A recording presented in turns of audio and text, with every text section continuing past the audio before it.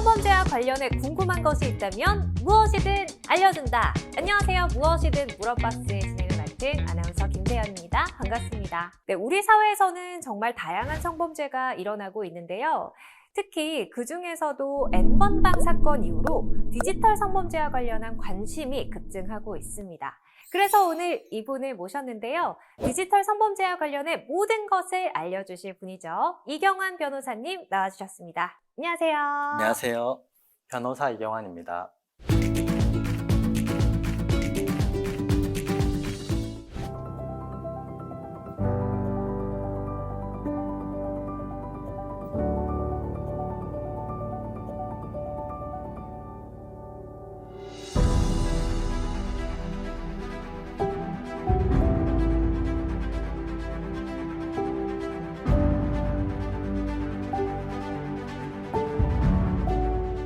네, 우리 대학생분들이 디지털 성범죄와 관련해서 많은 사연도 보내주시고 궁금증도 보내주셨는데요. 그중에 몇 가지 질문을 추려서 이야기를 나눠보도록 하겠습니다.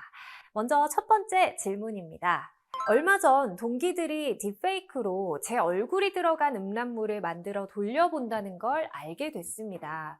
동의도 없이 제 사진을 딥페이크에 사용한 것도 기분이 나쁘지만 무엇보다 음란물에 적용을 했다는 게 참 수치스러운데요. 동기들을 고소하고 싶은데 어느 정도 처벌을 받을까요? 라고 질문을 보내주셨어요. 변호사님, 이 딥페이크로 음란물을 만들어서 유포한 동기들 어떻게 처벌이 가능할까요? 딥페이크 음란물 범죄는 예전에는 주로 연예인들의 얼굴 사진을 합성해서 만들었다면 이제는 일반인들 사이에서도 공공연하게 일어나고 있는 게 현실인데요. 우리나라에서는 타인의 사진을 이용해서 허위의 음란물을 만드는 경우 성폭력 범죄 처벌 등에 관한 특례법에 따라 5년 이하의 징역 또는 5천만 원 이하의 벌금으로 처벌할 수 있습니다.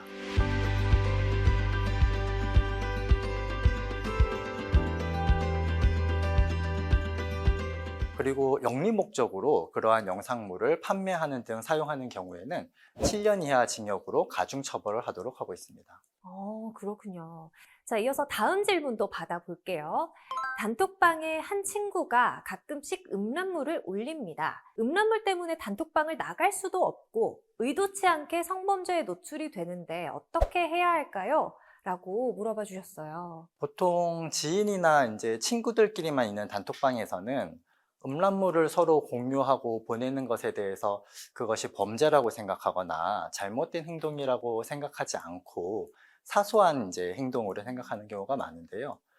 그러한 행동은 정보통신망법의 음란물 유포로 처벌될 수도 있고, 그렇게 공유한 영상물이 불법적으로 촬영된 불법 촬영물이거나 아니면 아동 청소년이 등장하는 성착취물인 경우에는 그것을 단순히 전송받아서 소지하고 시청했다는 것만으로도 처벌이 될 수 있기 때문에 그러한 행위는 굉장히 조심할 필요가 있습니다. 그러한 영상을 공유하지 말도록 이야기를 하거나 그것이 중단되지 않을 경우에는 그 단톡방에서 나가는 것도 하나의 방법이 되겠습니다. 그렇군요. 자, 이어서 다음은 사연도 한번 들어볼게요. 교제 중에 연인과 성관계 영상을 찍었습니다. 얼마 전 연인에게 이별을 고했고 성관계 영상을 지워달라고 했는데 동영상을 지우는 건 자기 마음이라면서 지우지 않겠다는 상대방 어떻게 해야 할까요? 사연자가 느꼈을 공포심, 두려움 같은 게 정말 충분히 공감이 됩니다. 이렇게 되면 법적으로 어떤 문제를 제기할 수가 있을까요? 교제 중인 연인 사이에서 재미 삼아서 아니면 추억을 남기기 위해서 이러한 성관계 동영상을 촬영하는 경우가 있는데요. 이러한 사례의 경우에 일단 가장 중요한 것은 당사자가 그러한 촬영에 동의를 했는지 동의 없이 촬영이 되었는지 여부입니다. 만약에 상대방이 동의를 하지 않았는데 몰래 또는 일방적으로 그러한 영상을 촬영한 경우에는 법적으로 처벌이 가능합니다. 하지만 동의하에, 함께 동의하에 그러한 영상을 촬영한 경우에는 촬영을 했다는 것만으로 처벌을 할 수는 없습니다. 하지만 동의하에 촬영된 영상이라 하더라도 상대방이 동의 없이 그러한 영상을 다른 사람에게 유포하거나 판매, 상영을 하는 경우에는 그러한 행위를 처벌할 수 있습니다. 단순히 보관하고 있다, 이러한 행위는 처벌을 하지 않고 있습니다. 그럼 지금 이 시점에서 사연자한테 가장 적절한 솔루션을 내려주신다면? 다만 그 상대방이 그것을 다른 사람에게 유포를 하거나 아니면 유포하겠다는 말을 하면서 협박을 하는 경우는 처벌을 할 수 있기 때문에 그러한 행동이 법적으로 문제될 수 있다는 것을 알려서 최대한 자진해서 그 영상물을 삭제하도록 하는 것이 가장 현명한 대처이겠습니다. 학생인 경우에는 대학에 있는 인권센터에 상담을 하거나 성폭력 상담소와 같은 곳에서 조언을 받는 것도 좋겠습니다.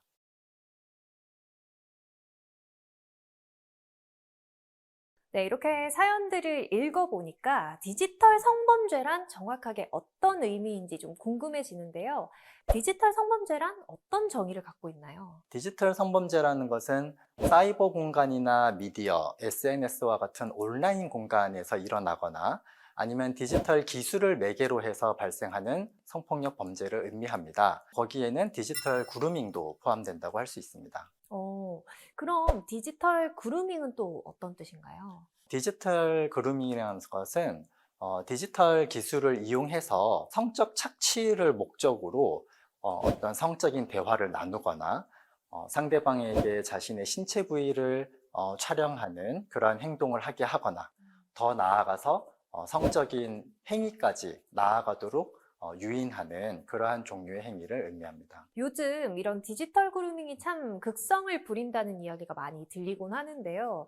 디지털 그루밍은 뭐 어떤 식으로 피해를 끌어들이는 건가요? 처음에는 그냥 일반적으로 뭐 친하게 지내자 뭐 이런 식으로 접근을 해서 뭐 채팅 프로그램이나 뭐 사이트 등을 통해서 만난 사람을 처음엔 친밀한 관계를 형성하는 목적으로 여러 대화를 나누다가 특히 성적인 의미를 잘 모르는 아동 청소년을 대상으로 해서는 그러한 행위의 실제 의미를 속이면서 자신의 신체 부위를 찍으라고 이렇게 요구를 한다든지 아니면 심지어 성인을 대상으로 하는 경우에도 내가 너를 사랑해서 그렇다 또는 우리의 추억을 남기고 싶다 등의 이유를 들면서 그러한 사진을 요구하거나 더 나아가서 이제 그런 사진을 한번 보내게 되면은 그것을 빌미로 협박을 하면서 더 심한 행위를 유발하게 되고 거기서 더 나아가면은 오프라인으로 만나서 어떤 성행위를 하거나 성폭력 범죄로 나아가는 이러한 양상을 보이고 있습니다. 굉장히 심각한 문제 같은데, 이렇게 디지털 그루밍 이야기를 들어보니까 디지털 성범죄가 온라인에서만 일어나는 게 아닌 게 현실인 것 같습니다. 좀 디지털 성범죄의 사례로는 어떤 것들이 있을까요? 디지털 성범죄의 가장 대표적인 사례로는 불법 촬영이 있겠습니다. 우리가 보통 몰카라고 부르는 네. 불법 촬영물이 그것인데요. 상대방의 신체 부위를 촬영하거나 또는 영상물을 촬영하는 것도 포함이 되고요. 반포하거나 판매하는 등의 유포 행위를 하는 것도 처벌이 될 수 있습니다. 그렇게 유포를 하겠다는 말을 하면서 협박을 하는 것도 역시 처벌의 대상이 될 수 있습니다. 전체 성범죄 중에서 디지털 성범죄가 차지하는 비율이 점점 커지고 있는데요. 2018년 20.4%였던 것이 불과 3년 만에 33%를 기록하게 됐습니다. 도대체 이런 디지털 성범죄가 증가하는 이유는 어디에 있을까요? 2020년 서울 여성가족재단에서 조사한 바에 따르면은 서울시 여성 중 2명 중 1명이 디지털 성범죄를 직접 또는 간접적으로 경험했다고 이야기를 하고 있습니다. 또한 남성 피해자도 굉장히 크게 늘어난 것을 확인할 수 있는데요. 특히 코로나 이후에 대면 사회에서 비대면 사회로 전환이 되면서 이러한 디지털 성범죄가 더욱 많이 증가하고 있는 것으로 생각이 됩니다. 자, 그리고 디지털 성범죄자 피해 통계를 보면 20대의 비율이 33.6%로 가장 높거든요. 이렇게 높은 이유는 뭘까요? 아무래도 20대 또는 더 어린 10대 청소년들이 디지털 문화에 더 익숙하고 기기나 SNS 등을 사용하기 때문에 그만큼 노출이 되는 빈도가 많아서 이러한 성범죄에 노출되는 통계 역시 높은 것으로 생각이 됩니다. 특히 요즘 10대, 20대 청소년, 청년들은 본인의 개인정보, 사진이나 어떤 본인과 관련된 이야기를 소셜미디어를 통해서 공유하는 것을 굉장히 자연스럽게 여기고 또 많이 공유를 하고 있는데요. 이러한 개인정보를 범죄자들이 악용을 해서 그것을 빌미로 협박을 한다든지 아니면은 딥페이크 범죄처럼 합성을 해서 허위의 영상물을 만들어낸다든지 디지털 성폭력으로 활용하는 그러한 경향을 보이고 있습니다.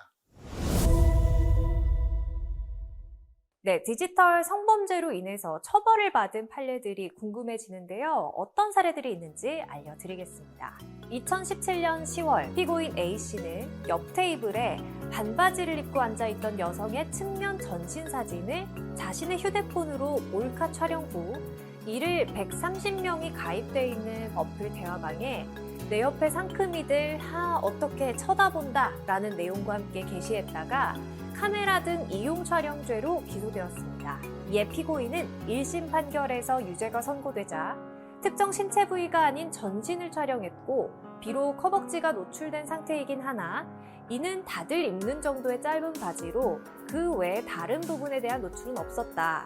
당시 식당의 전체적인 모습과 분위기 등을 담기 위한 과정에서 피해자가 함께 촬영된 것일 뿐 신체를 부각시켜 찍은 것은 아니므로 문제의 사진은 성적 욕망이나 수치심을 유발할 수 있는 사진이라 볼 수 없다. 이렇게 항변했습니다. 그러나 2심 재판부는 피고인의 주장을 받아들이지 않고 기각, 벌금 300만 원과 성폭력 치료 프로그램 이수를 판결했는데요.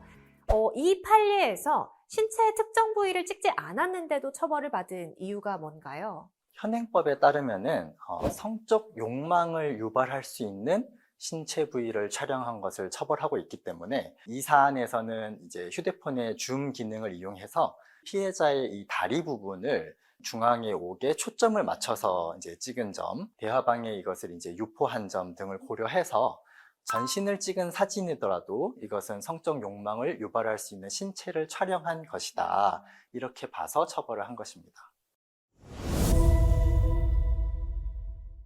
자, 다음 판례입니다. 2009년 12월경 피고인은 집에서 컴퓨터를 이용하여 예전에 사귀었던 피해자의 허락 없이 인터넷 포털 사이트에 총 38회에 걸쳐 피해자의 아이디와 비밀번호를 입력하여 무단으로 로그인하였다. 그 후 피고인은 예전에 사귀었던 피해자가 현재는 류 씨와 사귀고 있다는 것을 알게 되자 이전에 길에서 준 조 씨의 주민등록증에서 본 개인정보를 이용하여 이메일 계정을 만들었고 조 씨의 계정으로 류 씨가 근무하는 회사의 공용 메일에 마치 피해자가 20만 원을 받고 성을 파는 녀석인 것처럼 허위 내용의 글을 작성 후 전송. 이후 피해자의 얼굴이 나오는 사진을 첨부하여 류 씨가 근무하는 회사의 공용 메일로 재차 전송했다. 헤어진 여자친구가 괘씸해서 현 남자친구에게 성관계 영상을 유포한 피고인. 어떤 처벌을 받았나요? 네, 이 사건은 굉장히 여러 가지 행위가 문제된 그런 사건인데요. 정보통신망 이용 촉진 및 정보보호에 관한 법률상 명예훼손죄와 음란물 유포죄, 그리고 개인정보보호법 위반죄 등으로 처벌이 되었습니다. 이 피고인은 다른 전과가 없는 초범이었음에도 불구하고 사안의 내용이 굉장히 중하다고 보아서 징역 8월에 실형이 선고되었습니다. 2010년 이전에 발생한 사건이어서 정보통신망법에 의해서만 처벌을 받았지만 지금 이와 유사한 행위가 일어나게 된다면 성폭력처벌법상 불법 촬영물 유포죄가 적용이 되어서 더 무거운 형으로 처벌될 수 있습니다.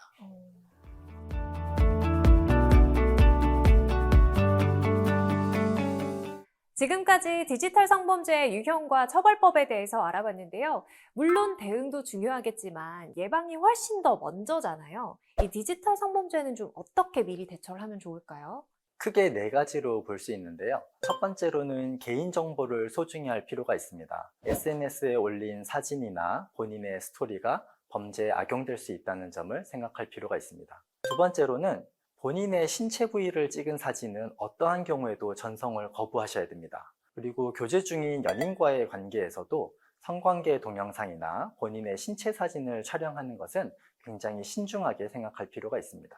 세 번째로는 온라인상으로 만난 사람과 사적으로 만나자는 요구는 거절할 필요가 있습니다. 충분한 안전장치를 마련하고 만나시는 게 좋겠습니다. 마지막으로 네 번째로는 성범죄 피해를 받거나 의심이 갈 경우에 즉시 화면을 저장하고 증거를 확보한 다음 사이버 경찰청에 신고를 하는 게 좋습니다.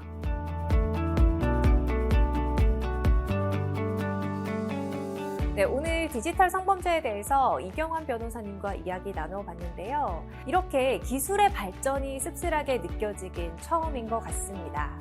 일단 온라인상의 유포가 된다면 삭제가 어렵기 때문에 더욱더 심각해지는 디지털 성범죄. 찍는 것도 보는 것도 모두 범죄라는 점 꼭 기억해 주세요. 네, 오늘 긴 시간 함께 해주셔서 감사합니다. 감사합니다.